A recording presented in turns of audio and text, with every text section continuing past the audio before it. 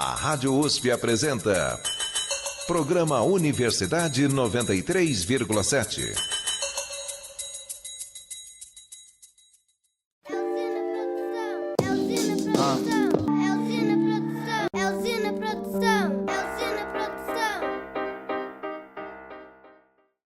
Bom dia, ouvintes! Falando com vocês em especial está Caio César Pereira. E meu amigo Anderson Lima.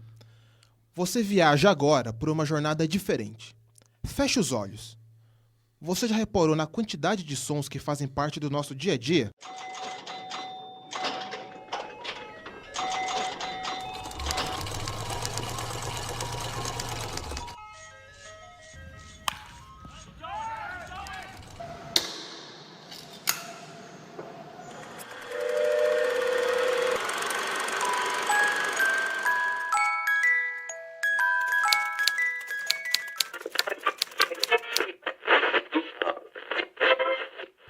Mesmo quando você está ouvindo música com fones de ouvido, você já reparou de fato na melodia dela? No programa de hoje, vamos contar a história de um produtor musical. E para isso, te convidamos a embarcar em uma experiência sonora. Esses dias que eu soube que você fala mal, truta, mas eu nunca... O tema desse especial é a vida do Wesley Hills, mais conhecido no meio artístico como Uzi. A conversa com Uzi e com outros personagens por trás de sua história mostra como seu envolvimento com a música transformou os desafios em arranjos. Às vezes com resultados não tão bem sucedidos, mas a maioria com notas de superação. Durante esse programa, você tem contato com trechos de falas como a do Jean, irmão de Uzi e um dos principais responsáveis por apresentar para ele o mundo da música. Também do Cabal, rapper e produtor musical que Uzi admirava na adolescência e que foi o primeiro artista com que ele trabalhou profissionalmente. O Thierry Macedo e o OTHC, rappers que chamaram Uzi para ser o produtor de suas músicas. O Pablo, amigo responsável pela iniciativa do Uzi de criar o seu canal de games no YouTube, e a Carol, sua esposa, fã número 1 e sua maior companheira. Um pouco mais velho, outra realidade. Pensei nos que não conseguiram chegar na minha idade. Hoje eu penso como o mundo é louco e violento, mas eu sei que a gente tem que saber. Antes de partirmos para a história em si, vale destacar o caminho feito para alcançarmos nosso biografado. O grupo teve que ir até São Roque, cidade que fica a quase 70 quilômetros de São Paulo. A viagem de ônibus é feita a partir da rodoviária da Barra Funda e demora mais ou menos 1h10. Conhecida como Cidade do Vinho, São Roque guarda outras belezas naturais, que inclusive servem como plano de fundo do cotidiano do Uzi.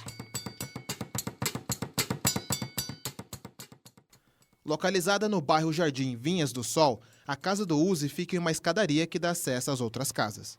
Um novo mundo surge ao entrar na residência, com uma sala clara e bastante espaçosa.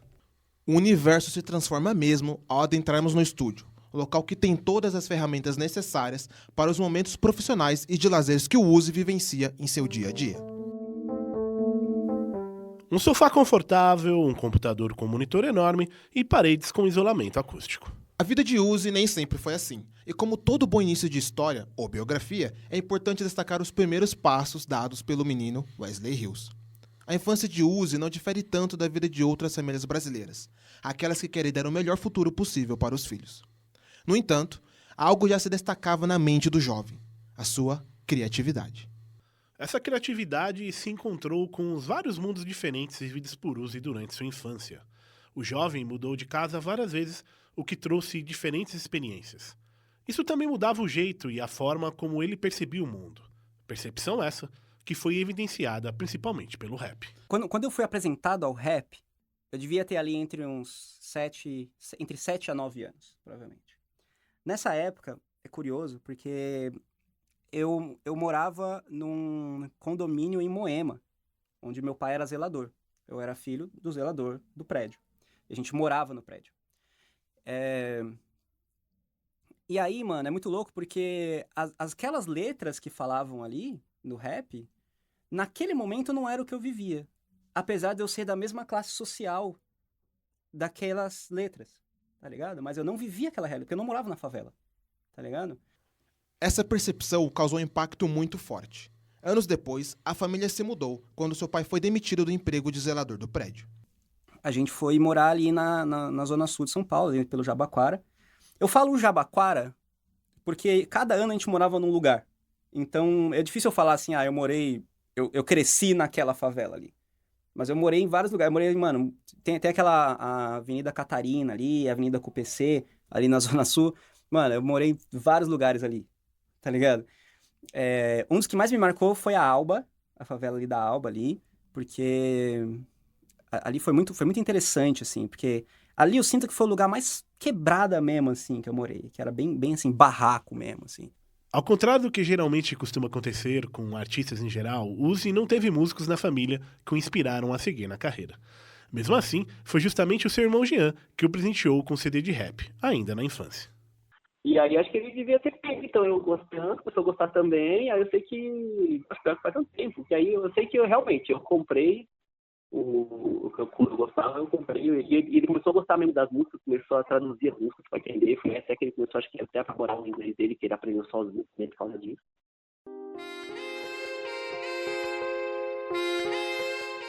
Ao mesmo tempo que aprendia o inglês ouvindo especialmente as músicas do Eminem, Uzi decorava as letras e cantava para seus amigos na escola.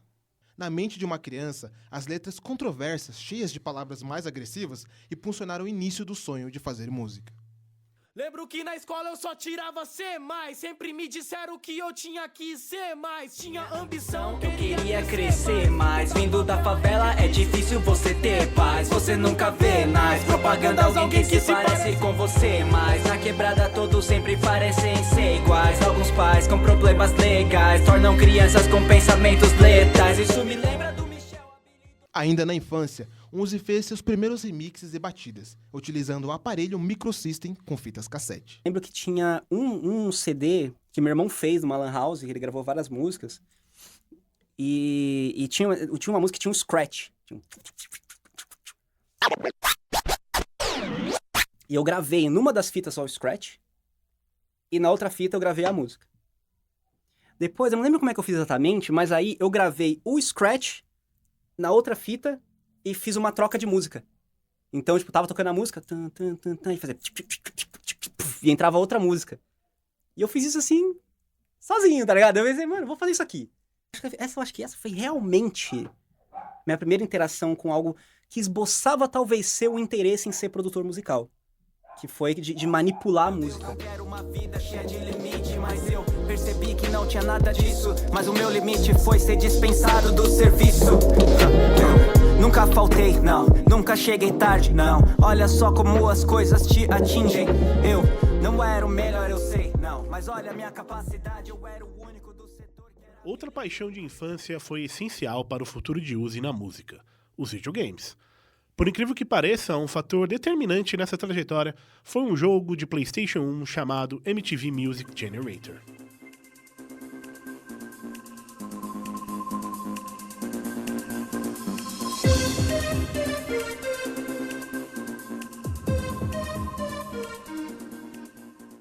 Esse jogo é, na verdade, um simulador de programas de fazer músicas da MTV.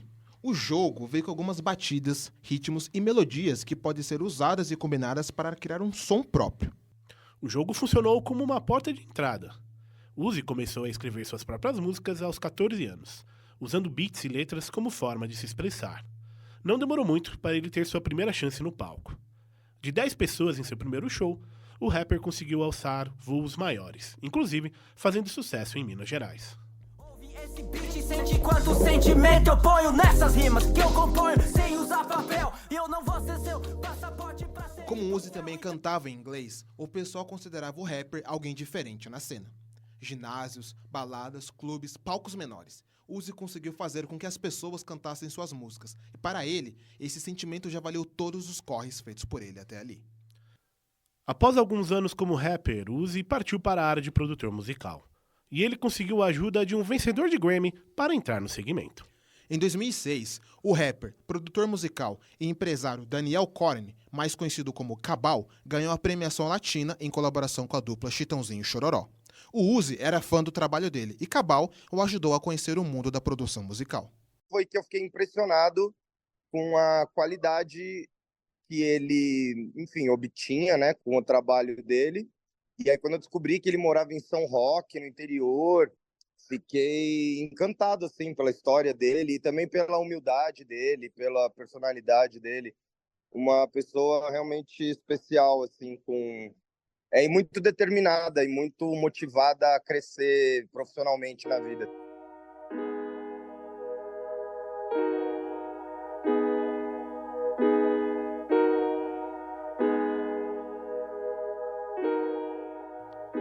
Uzi e Cabal se tornaram companheiros de trabalho, em mais uma dessas coincidências da vida. Ainda em 2009, ao ir para a escola, Uzi costumava ouvir o programa Carta, do Cabal, que toda quarta-feira lançava uma música nova. Nessa época, nosso protagonista ainda tinha, digamos, um pequeno estúdio improvisado por ele e o seu pai em casa. Até que um dia, Uzi decidiu escrever um e-mail para ele, se apresentando e vendendo o seu peixe.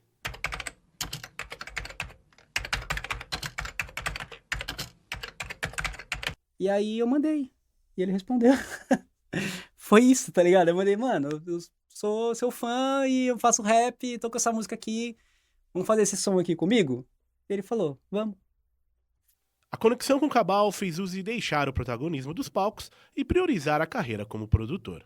Hoje, o som de vários rappers tem o toque de trabalho de Uzi. Por isso eu dropo mais um doce pra ficar na onda. Senão eu perco a minha sanidade, então bola outra bomba. Tô orbitando Marte há muito tempo. Esse que você acabou de ouvir é o OTHC, um dos artistas produzidos pelo Uzi. O THC é o nome artístico de Theo Continho, um jovem rapper de Porciúncula, cidade pequena do interior do Rio de Janeiro. O Theo começou a sua carreira em 2022 e conheceu o Uzi por recomendação de um grupo de trap famoso de sua cidade. Ele conta pra gente um pouco mais sobre essa relação entre eles e a importância do Uzi para a sua carreira. Cara, o trabalho dele é incrível. Hoje em dia até é difícil fazer música com outro produtor, não dá. Pra mim ele se tornou melhor, assim. Me ensinou muita coisa de música, dá conselho pra mim toda hora, que tipo assim, eu vou fazer 19 anos ainda, ele falou que tipo, tô começando, não tem por que se preocupar com essas paradas. Ele foi me ensinando coisas, detalhes que acho que hoje me fez bem melhor como artista, sabe? Eu acho que ele foi importante, assim, mesmo que eu nunca tenha falado isso pra ele, sabe?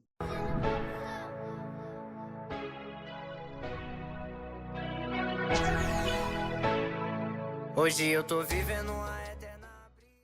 Outro rapper produzido pelo Uzi e que pode contar um pouco mais sobre ele é o Thierry Macedo.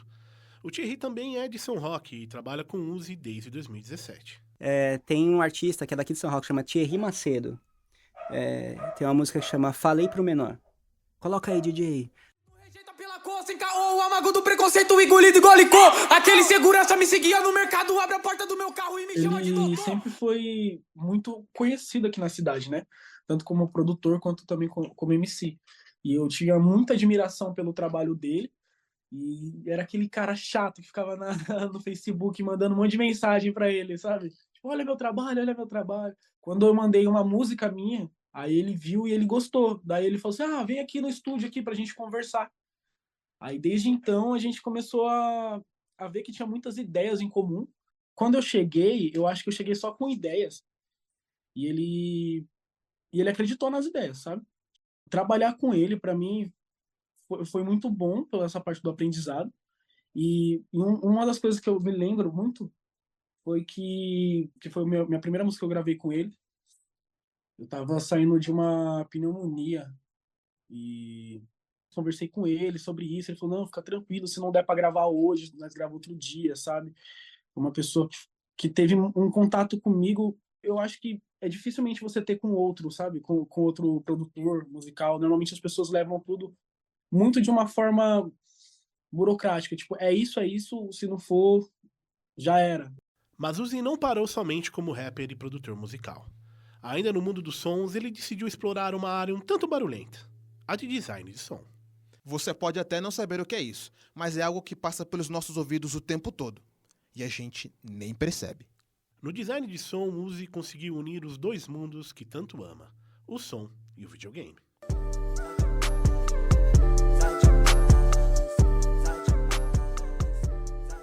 Explorar. Esse é um verbo que pode ser atribuído ao trabalho do designer de som. Duvida? Ouvinte, Você consegue diferenciar e definir qual o som a seguir representa melhor o de um soco? Sabe qual é a diferença entre os dois sons que você escutou? Um é apenas um soco dado na palma de outra mão, que fica mais fraco e sem impacto. O outro envolve um soco aplicado em um saco de açúcar. Não acredita? Faz em casa, grave e depois mostre para os amigos. E essa é a arte do design de som. Certo, Uzi? O que eu gostei muito assim, de fazer sound design é que você mistura sons para fazer outro som. Então você pega esse som da geladeira, sei lá. E aí você mistura com outro som, e aí naquele contexto, quando você mistura esses dois, ele faz sentido com aquele vídeo. O trabalho de design de som deu tão certo que Uzi se envolveu na produção do jogo 171, mais conhecido como o GTA brasileiro.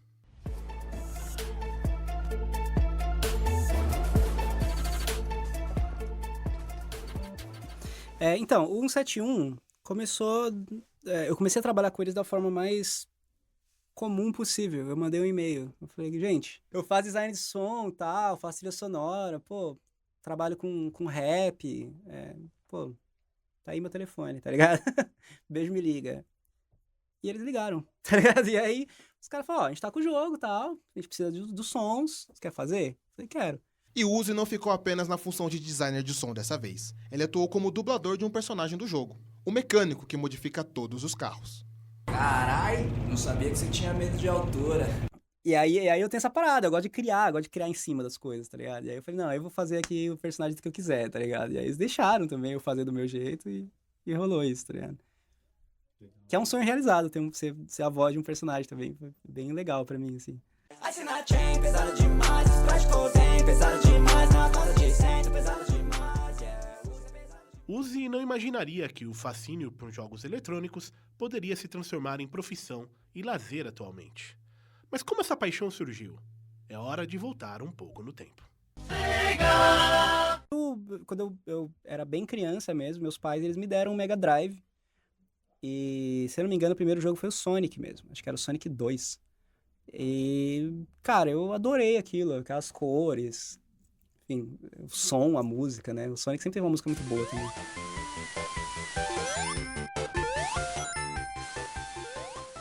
Por passar muito tempo sozinho durante a infância, os jogos foram verdadeiros companheiros para Uzi. Conforme os videogames foram evoluindo, os gostos também mudaram e partindo para outras áreas, como os jogos de tiro e de luta.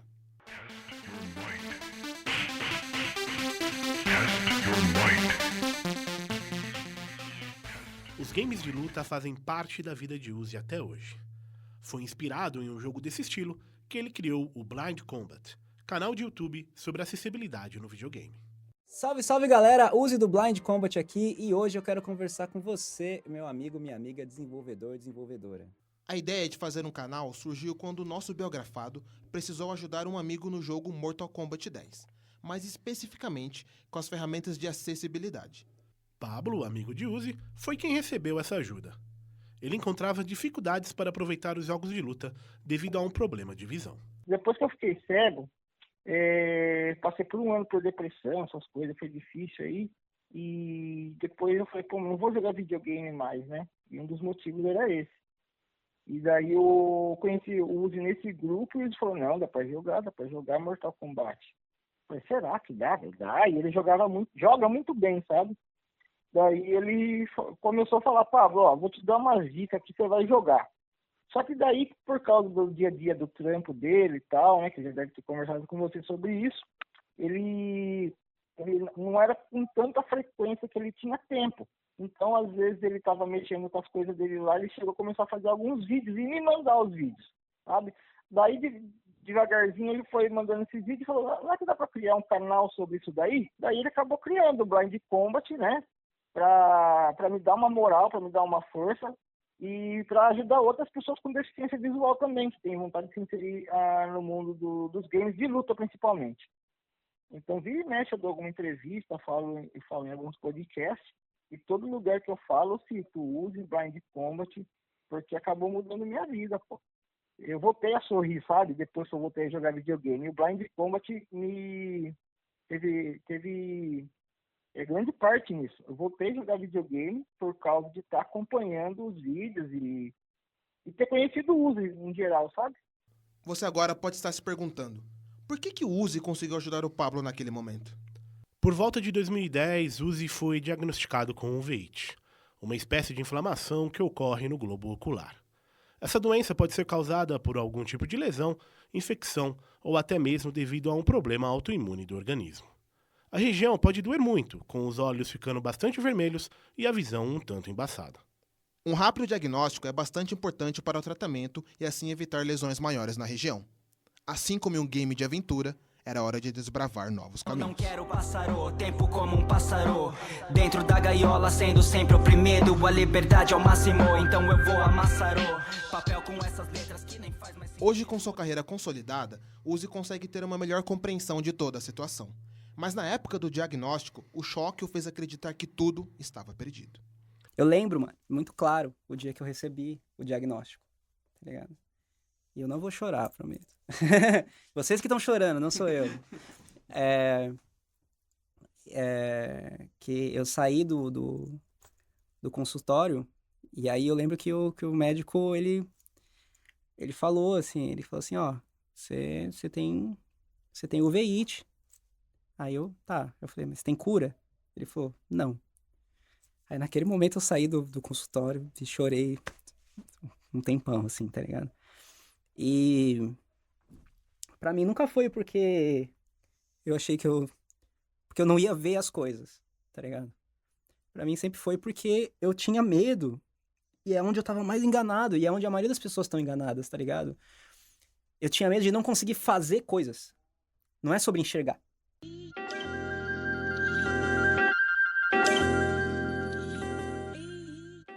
O irmão Jean conta como foi na época, quando o Uzi percebeu que alguma coisa diferente estava acontecendo.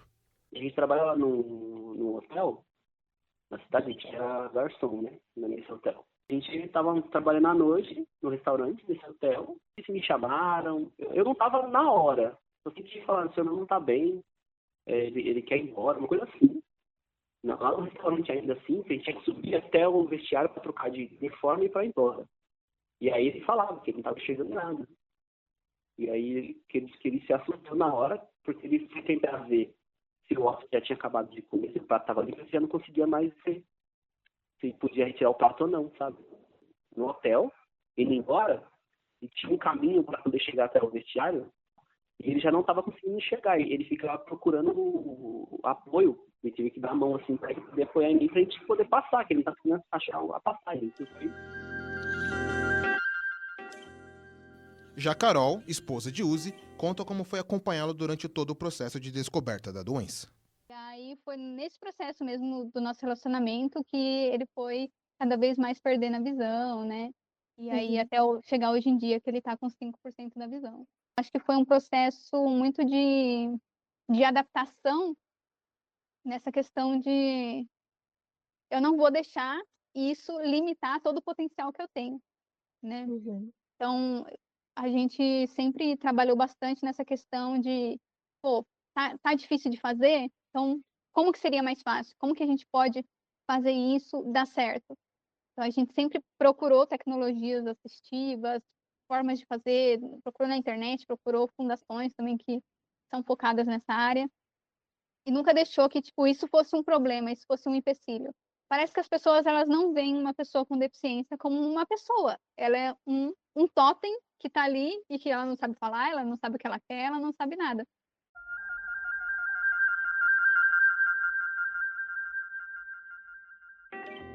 Cabal também foi importante durante essa fase. O produtor foi um grande apoio para que Uzi seguisse em frente, apesar dos medos do futuro. Eu vi nele uma pessoa muito talentosa e muito esforçada, e eu senti que eu queria ajudar ele a voar mais alto, assim, sabe? Ele falava para mim, assim, né, das questões, dos anseios, dos medos, e eu tentava ser uma figura de um irmão mais velho, assim, sabe? E o que eu sempre dizia para ele, assim, até meio clichê, mas eu falava, irmão, a visão mais importante é a interior. Por que não pode diminuir esse espaço, sabe? Então, naquele momento que eu chorei descontroladamente, eu não imaginava que o mundo poderia ser assim. Porque a percepção que eu tinha era essa. Era que uma pessoa cega era incapaz. Tá ligado? Só que aí, de novo, como eu tenho essa parada de vou mostrar pra vocês que vocês estão errados, eu falei, não, mano. Depois que eu limpei minhas lágrimas, assim, foi bem isso. Foi literal, cara. Foi literal mesmo. Depois que eu parei de chorar, assim, eu falei pra mim mesmo, assim, falei, mano, eu não vou deixar de fazer as coisas que eu faço. Eu vou continuar fazendo o que eu faço. E eu continuei, tá ligado? Uzi tinha medo de não conseguir fazer tudo aquilo que era capaz antes.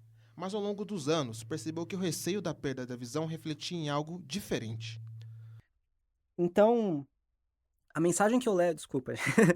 A mensagem que eu levo hoje é justamente pra quem pode estar perdendo a visão, ou pra quem tem alguém perto que tá perdendo a visão, um filho, um ente querido, ou pra quem não tá nem perto desse contexto, mas quando vê alguém que não enxerga, ou que tem medo de não enxergar, de perder a visão, entender que não muda. É a mesma coisa, mano. As dificuldades enfrentadas por Uzi foram principalmente pela falta de acessibilidade. Ao longo do tempo, ele percebeu a importância das ferramentas para garantir a acessibilidade. São essas ferramentas que permitem que pessoas cegas e com outras deficiências consigam deixar de sentir complicações, mesmo que só por um momento. Porque o mundo é feito completamente adaptado para quem não tem deficiência. É uma escolha do mundo em fazer o mundo não ser adaptado para quem tem deficiência. Aí eles chegam para mim e falam: ei, a gente fez o mundo aqui todo difícil para você. Agora você se vira e eu vou te dar um parabéns se você conseguir. Isso é burrice. Tá ligado? Tipo, não, mano, eu não quero ter que me esforçar 10 vezes mais pra fazer uma coisa. Tá pois a autoestima pode silenciar. Vou ter que evidenciar que eu não quero um milagre, na verdade eu quero a sensibilidade. Pois aqui nessa cidade a única oportunidade é pra você trampar no telemarketing, se pá. A percepção geral é de que pessoas com algum tipo de deficiência são tristes ou passam por várias dificuldades. E não vou dizer que foi fácil e que foi tranquilo, que sempre foi de boa. Teve muita dificuldade, eu tive que abrir mão de muitas coisas, tá ligado? Mas, assim, de poder continuar fazendo o que eu faço, mesmo que às vezes eu faça um pouco mais devagar, tal, pra mim é uma vitória muito grande, assim, tá ligado? Uzi começou atrás na corrida da vida. Mas como ele mesmo disse, não importa quem chega primeiro, mas sim o quão longe você consegue chegar. Eu corri mais do que muita gente, porque eu comecei muito mais atrás.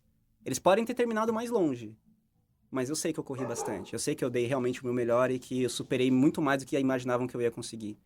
Então, pra mim, isso é a maior vitória, assim, e é o que eu mais levo na vida. Assim. Que você sinta o que eu sinto, pra saber como é, que não tem nada melhor, não, nada melhor do que ser quem você é. Eu quero...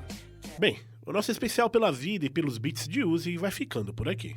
A supervisão é de Luciano Maluli e Daniel Munhoz. Coordenação de Arthur Macedo e locução e roteirização por Anderson Lima e Caio César Pereira. Edição, produção e sonoplastia de Thomas Toscano. Reportagem de Júlia Rodrigues e Luísa Irata. Nesse programa, usamos trechos de músicas de Largando Linhas, Andar Descalço, Invisível, Pesado Demais, Pássaro e Coruja BC1, de Uzi, Marte, de OTHC e Falei Pro Menor, de Thierry Macedo. Bom, nos vemos por aí. Até mais. Tchau!